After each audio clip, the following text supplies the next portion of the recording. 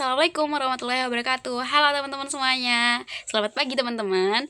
Oke, jadi pada kesempatan kali ini saya akan sharing-sharingnya dengan teman-teman terkait dengan satu konsep yang mungkin udah sering teman-teman dengar juga, yakni apalagi kalau bukan leadership atau kepemimpinan ya teman-teman. Nah, jadi leadership ini sebenarnya ada dua sudut pandang yang berbeda gitu kan, yang mengatakan bahwasanya yang pertama, leadership ini adalah suatu proses gitu, proses untuk memimpin, memengaruhi, suatu individu dalam suatu kelompok untuk mencapai tujuan bersama yang udah ditentukan. Nah, yang kedua, menganggap bahwasanya leadership leadership ini adalah suatu kemampuan yang dimiliki individu untuk memengaruhi, memotivasi dan juga memungkinkan untuk, memungkinkan orang lain untuk mau berkontribusi terhadap tujuan yang udah ditentukan bersama.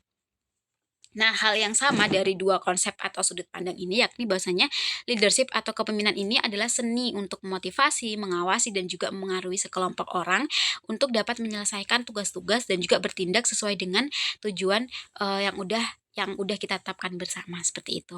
Nah, kemudian manfaat leadership itu apa aja sih? Jadi, leadership ini dapat menumbuhkan rasa percaya diri dalam tim, kemudian dapat meningkatkan keterampilan dan juga produktivitas tenaga kerja atau tim kita sendiri gitu kan yang terakhir yakni dapat meningkatkan kemampuan untuk berhasil di bawah tekanan.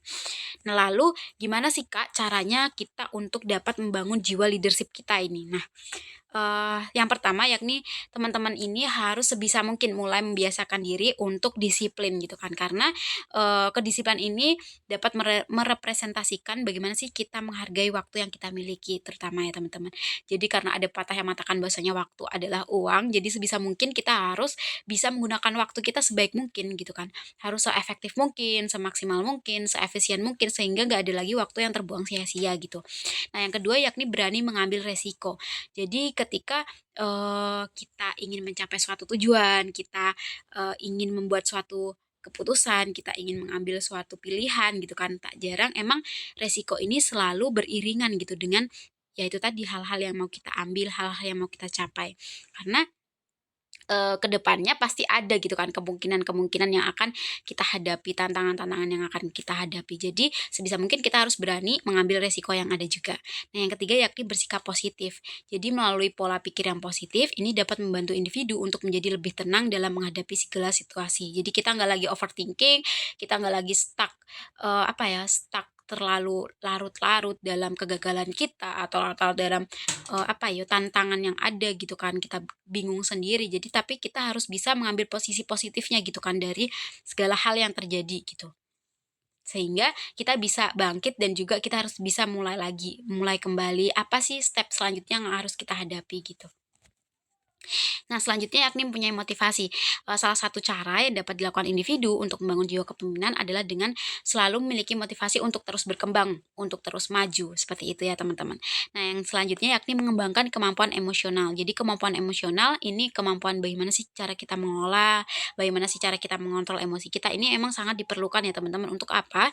Untuk kita dapat mengetahui jenis-jenis emosi orang lain dan juga kita memahami bagaimana sih cara untuk menyalurkan emosi dengan baik dan tepat gitu kan. Karena, sebagai seorang leader, sebagai seorang pemimpin kita tentunya nggak, tentunya kita harus meminimalisir, kemungkinan-kemungkinan kita membludak gitu emosi kita, kayak tidak terkontrol emosi kita, kita lepaskan begitu aja tanpa ada saringan tertentu gitu kan, tanpa ada filter-filter tertentu gitu. Jadi, mungkin dengan dengan kita dapat mengontrol emosi, kita juga dapat menjaga untuk suatu hubungan tim gitu kan, untuk menjaga situasi agar tidak semakin memburuk, seperti itu, di antaranya.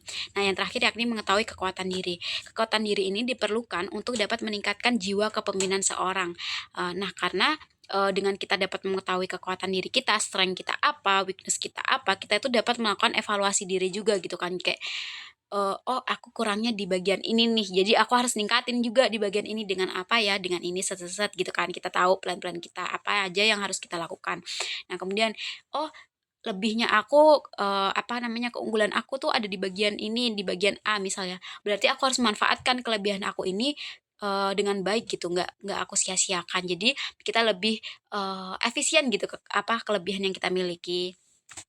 Nah, selanjutnya unsur-unsur yang lekat akan leadership. Ada 3 unsur ya teman-teman, yakni person, people, dan juga purpose. Di mana 3 unsur ini saling berkaitan satu sama lain. Nah, yang pertama person, yakni terkait dengan seseorang yang memiliki tujuan untuk dicapai. Nah, person ini merupakan yang utama gitu dalam menginfluence atau mempengaruhi dan juga memiliki tujuan untuk mencapai visi misi bersama dengan people. Jadi, person ini adalah diri kita sendiri gitu kan, pribadi kita sendiri gitu. Kita yang menggerakkan, kita yang memiliki, jiwa leadership itu.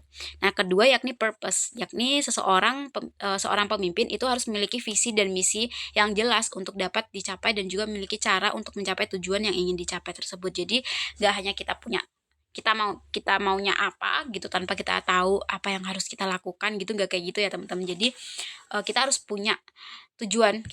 Selain kita punya tujuan, kita tahu tujuan kita mau apa, tapi kita juga harus punya step-step kita gitu kan, strategi-strategi yang mau kita terapkan seperti apa gitu, terus alternatif lain yang harus kita terapkan seperti apa gitu. Jadi kita tahu, eee, apa step demi step untuk mencapai tujuan tersebut. Nah, yang terakhir yakni people.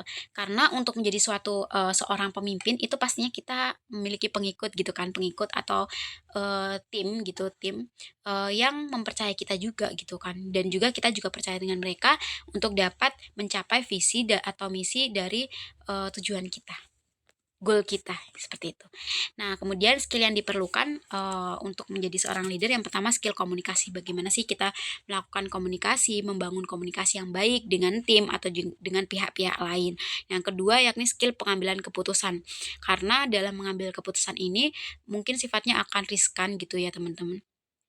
Karena ketika kita kurang tepat dalam mengambil keputusan, mungkin akan berakibat fatal ke depannya. Sehingga dalam pengambilan keputusan keputusan juga kita nggak dibolehkan untuk gegabah gitu kan. Misal cap cip cup, kembang kuncup gitu, nggak kayak gitu, tapi kita harus melalui pertimbangan-pertimbangan tertentu, kayak gitu. Nah, kemudian yang ketiga yakni skill manajemen. Bagaimana sih kita dapat memanajemen, mengelola sumber daya yang kita miliki gitu kan. Kemampuan-kemampuan dari tim-tim kita sehingga, namanya kita dapat mengetahui nih, prosesnya, hasilnya seperti apa, kita dapat memonitoring usaha-usaha yang telah dilakukan oleh teman-teman tim gitu kan, sehingga nanti di akhirnya kita dapat merefleksikan hasilnya apa aja, evaluasinya seperti apa, nah seperti itu.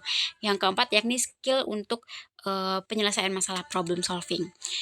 Karena pasti, selalu akan ada tantangan ke depan sana, jadi individu harus memiliki skill untuk bagaimana sih untuk terus beradaptasi, kemudian untuk, eee, melakukan, cara-cara dalam penyelesaian masalah yang ada, tantangan-tantangan yang ada. Dan yang terakhir adalah mengenai empati. Yang selanjutnya yakni pembahasan mengenai faktor dalam leadership. Ada 4 faktor ya. Yang pertama adalah leader. Jadi individu harus memiliki pemahaman yang jujur tentang siapa sih diri Anda. Jadi Anda harus tahu dulu siapa kamu, siapa diri kamu sendiri, orangnya seperti apa, eee, kelebihan dan kekuatannya tadi apa, kekuatan dan kekurangannya tadi apa aja. Karena agar sukses individu itu harus meyakinkan juga pengikutnya. Masa eee, kalian aja nggak percaya dengan diri kalian sendiri, gimana sih kalian mau mempercayai orang lain gitu kan. Jadi teman-teman harus mengetahui dengan betul, diri teman-teman itu seperti apa. Yang kedua yakni followers atau pengikut tadi. Jadi orang yang berbeda yang membutuhkan gaya kepemimpinan yang berbeda pula gitu kan. Jadi setiap orang pasti punya, mmm, referensi, sosok pemimpin yang yang diimpikan gitu kan. Karena, memiliki pemahaman yang baik tentang sifat manusia seperti kebutuhan dan juga emosi dan motivasi ini juga menjadi poin plus kita untuk, menjadi seorang leadership. Ketiga yakni komunikasi. Jadi, dalam suatu kepemimpinan kita harus melakukan komunikasi yang sifatnya tentu nggak satu arah aja ya, komunikasinya pasti 2 arah. Kemudian yang terakhir yakni terkait dengan situasi. Semua situasi berbeda, situasi pastinya tentu akan berubah gitu. Jadi individu harus menggunakan penilaian untuk dapat memutuskan tindakan untuk setiap situasi yang ada. Jadi, tindakan atau keputusan yang ambil itu belum tentu nih tepat dalam, situasi tertentu. Nah, seperti itu untuk, sharing-sharing informasi mengenai leadership atau kepemimpinan kali ini. Di sini mungkin ada beberapa quotes-quotes yang mungkin bisa teman-teman baca juga, semoga dapat menginspirasi teman-teman juga. Nah, untuk itu ini juga sebagai penutup dari sesi kita kali ini, semoga kita dapat bertemu lagi di sesi-sesi selanjutnya. Saya sampaikan terima kasih atas perhatian teman-teman dan juga mohon maaf jika ada kesalahan atau kekurangan tentunya ya, kekurangan dalam penyampaian, sharing-sharing ini tadi. Semoga ilmunya dapat manfaat, sampai jumpa teman-teman semuanya. Sekian, assalamualaikum warahmatullahi wabarakatuh. Dah.